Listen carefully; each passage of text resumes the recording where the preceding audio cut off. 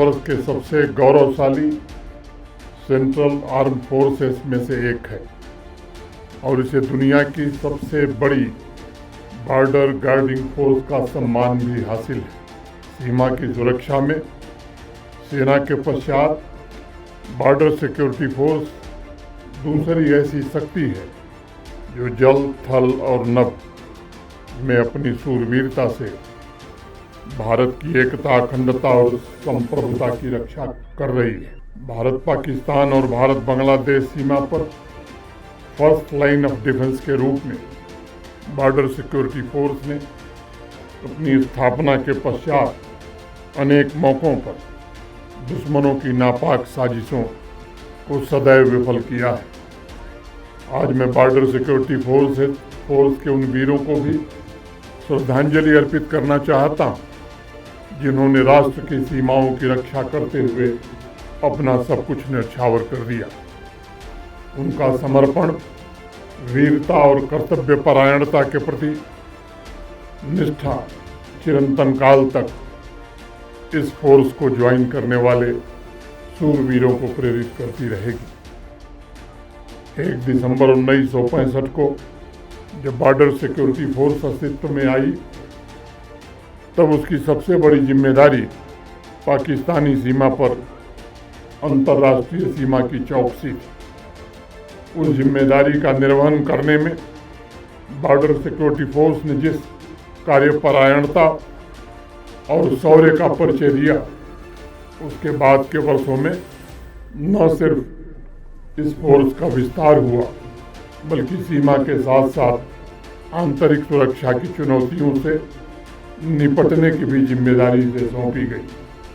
आज हम सबको गर्व है कि बॉर्डर सिक्योरिटी फोर्स देश के दुर्गम इलाकों, रेगिस्तान से लेकर पहाड़ की चोटियों तक न सिर्फ सीमाओं के संरक्षक की भूमिका का निर्वहन कर रही है बल्कि सिविल अथॉरिटीज को सहयोग देकर सीमावर्ती इलाकों में तीव्र विकास भी सुनिश्चित कर रही है। आज दीक्षांत समारोह में शामिल सभी 629 जवानों से मैं कहना चाहूँगा कि जीवन पर्यंत कर्तव्य तथा मेरा तिरंगा मेरा जीवन, यह दोनों आदर्श ही सन 1965 से बॉर्डर सिक्योरिटी फोर्स के तमाम मिशन को गाइड करते रहे हैं। 1971 में इंडिया पाकिस्तान वार हो, Bangladesh liberation, north east Jammu Kashmir तथा पंजाब में आतंकवाद के सफाए में बॉर्डर सिक्योरिटी फोर्स ने बहुत ही महत्वपूर्ण भूमिका निभाई।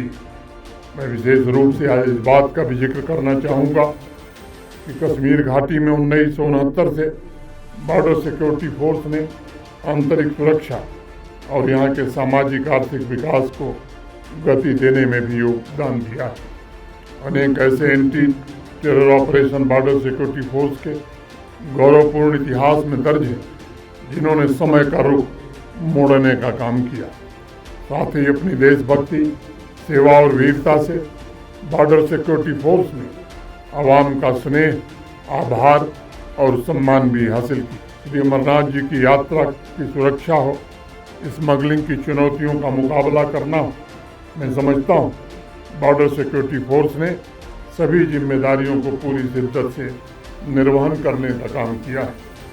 हम दुर्भाग्य से हमें एक ऐसा पड़ोसी मिला है जो आज़ादी के बाद से निरंतर जम्मू कश्मीर में आतंकवादी गतिविधियों को अंजाम दे रहा है।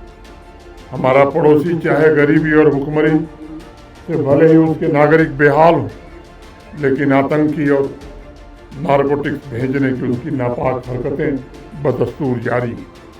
आवाम को भी भरोसा हमें देना होगा कि आतंकवादियों और उनके सपोर्ट स्ट्रक्चर के खिलाफ प्रभावी, निरंतर, सतत कार्रवाई चलती रहेगी तथा होल ऑफ गवर्नमेंट अप्रोच के द्वारा अपनी पूरी क्षमता का उपयोग करके आतंकी इकोसिस्टम को नष्ट करना हमारा प्रथम कर्तव्य होगा। मुझे भरोसा है कि नार्को टेरर नेटवर्क को पूरी तरह समाप्त करने में भी बॉर्डर सिक्योरिटी फोर्स और अन्य एजेंसियां मिलकर के काम करेंगी।